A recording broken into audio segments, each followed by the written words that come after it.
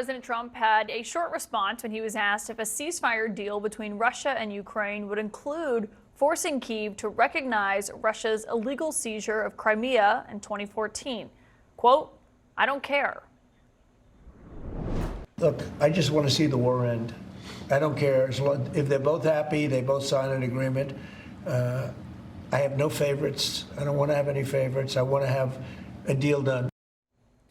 Now, as the president argues that ultimately the recognition of who controls Crimea doesn't matter to him, he does care greatly about reaching a deal to end this war in Ukraine. And we're told he's become increasingly frustrated that a peace agreement has proven so elusive so far, as he is now approaching his 100th day in office. The president told reporters today that he has no favorites when it comes to the outcome here, but he did also criticize President Zelensky for being what he said was more difficult to deal with than President Putin. I think we have a deal with Russia. We have to get a deal with Zelensky, and I hope that Zelensky, I thought it might be easier to deal with Zelensky. So far, it's been harder, but that's okay. The president's special envoy, Steve Witkoff, who you see here, is also expected to meet one-on-one with the Russian leader for a second time this Friday. This comes as Russian missiles are still striking Kyiv and Ukraine's second largest city, Kharkiv, tonight. As my source to start us off this hour is Trump's former national security advisor, Ambassador John Bolton. And Ambassador, when you hear what the president said about not having favorites here, obviously you served as his national security advisor. I just wonder what you make of that. Well, of course he's got favorites, and his favorite is not Russia. His favorite is Vladimir Putin, whom he thinks is his friend. Trump has already made major concessions to the Russians.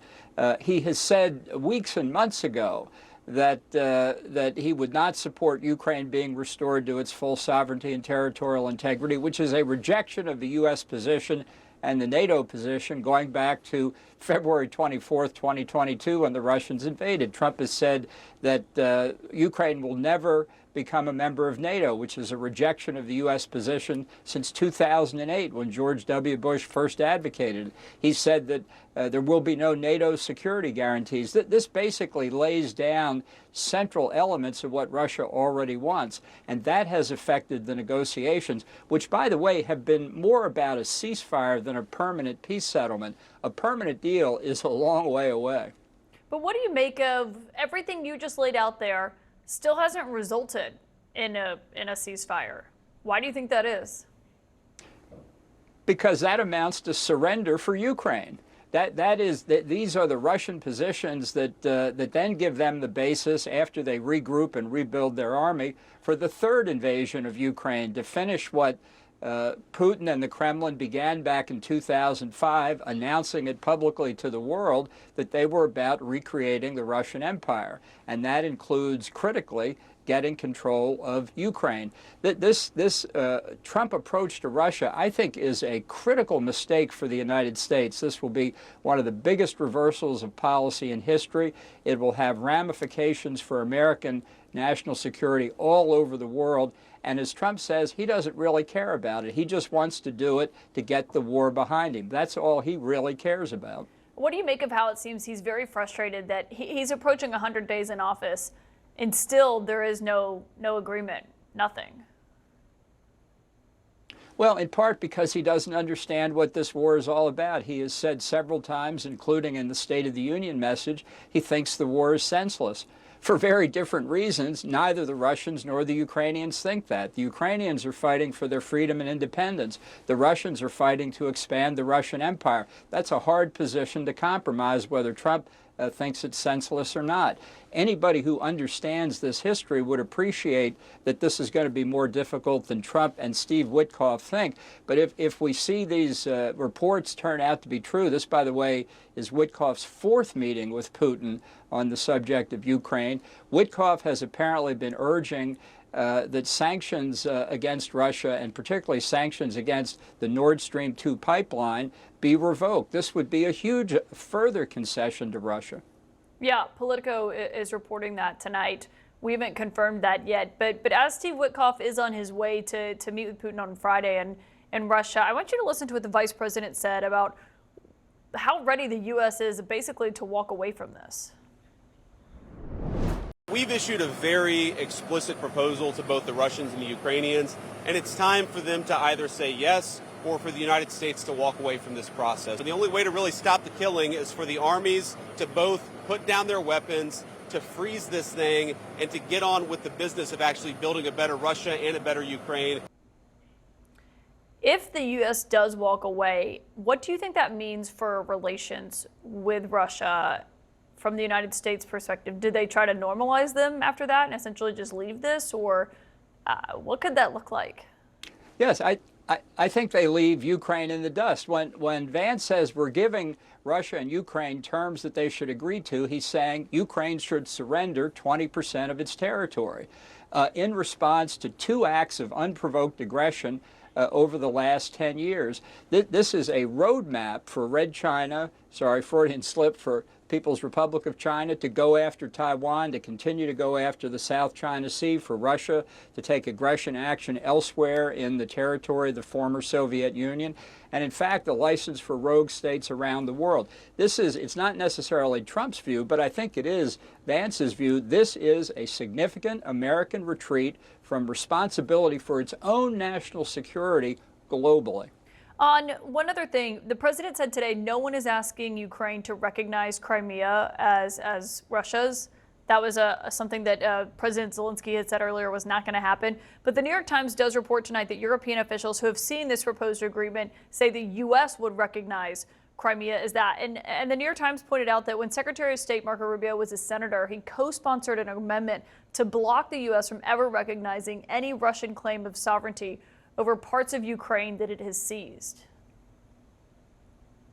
Yeah, well, Rubio was right the first time. If we recognize the Russian seizure of the Crimea and the annexation is legal, it would not only be contrary to American national security interest, it would be a mark of shame on the administration, on Trump, on Vance, on everybody in the administration who supported it.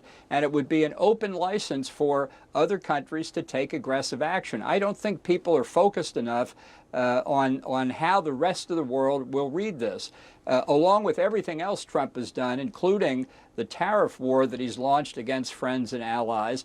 I think people all over America, all over the world, doubt America's word, doubt our extended nuclear deterrent, thus providing an incentive for nuclear proliferation, doubt our word as an ally, thus fragmenting the alliances further, all of which doesn't benefit the United States. It endangers us in a very complex, very dangerous, increasingly threatening world, and the Trump administration does not get it. Ambassador John Bolton, thank you for your time tonight. President Trump weighing in on the war in Ukraine after Trump slammed President Zelensky for prolonging the war. That's what he said. Take a listen. I think we have a deal with Russia. We have to get a deal with Zelensky, and I hope that Zelensky, I thought it might be easier to deal with Zelensky. So far it's been harder, but that's okay. This after Vice President Vance earlier today kicked the ball to European leaders to be the ones to continue leading the negotiations, adding that he thinks the next phase would be to freeze the current territorial lines where they are now. Now, back in Ukraine, the war has resumed in full force after that brief Easter respite. Today, a Russian drone struck a bus carrying people to work, killing 9, injuring 30, according to the Ukrainian government. Despite all this, British officials say Ukraine talks held in London were, quote, productive and successful, even after U.S. Secretary of State Marco Rubio backed out of attending the talks last minute. Joining us now to talk about all of this, Democratic Congressman from Massachusetts, Jake Auchincloss, who also served as a U.S. Marine in Afghanistan.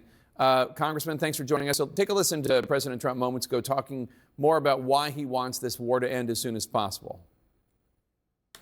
When we have it down to $65 a barrel, it went up to almost $100 a barrel.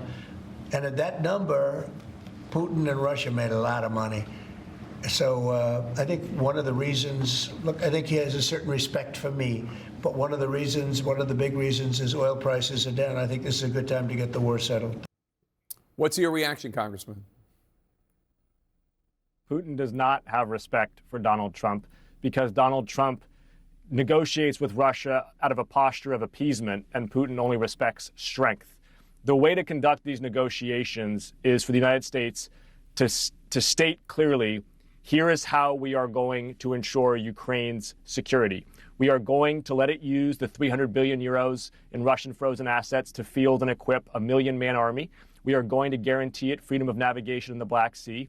And it is going to enter the European Union so that it can have an EU rapid response force for security guarantees. That is how you negotiate with Russia, from strength, by declaring Ukraine's security and then seeing what Russia is willing to offer. You do not start the negotiations by giving them everything they asked